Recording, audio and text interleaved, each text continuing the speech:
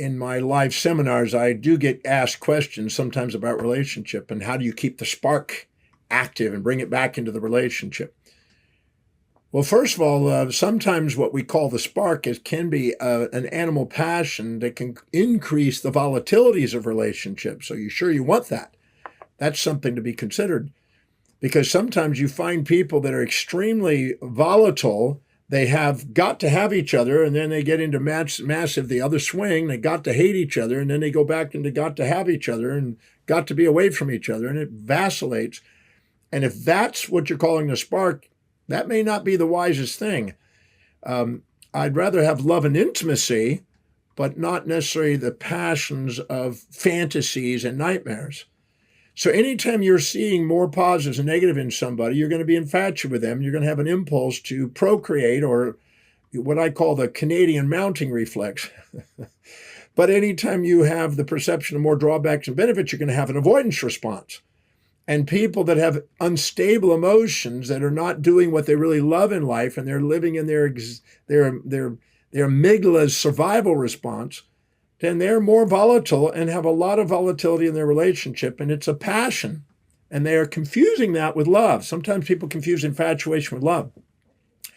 But if they actually have more reflective awareness, live by priority in their own life, have more objective view, and have more reflective awareness, where whatever they see in them, they look inside themselves as a pure reflective, life, then whatever you see in others, you go and look inside yourself where you do the same thing.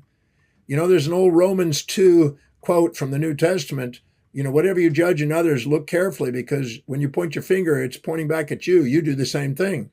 So whenever you have a reaction, if you go in there and identify where you do the same thing and really see that you're a reflection of them, you increase the intimacy and true love. And you realize that you're reflections of each other. And that increases the intimacy and eye-to-eye contact and lovemaking, instead of the passions, which is sometimes the mounting reflex. There's nothing wrong with both. They both have a place in the journey, but just know that if you want love and intimacy, it takes a balanced state of mind.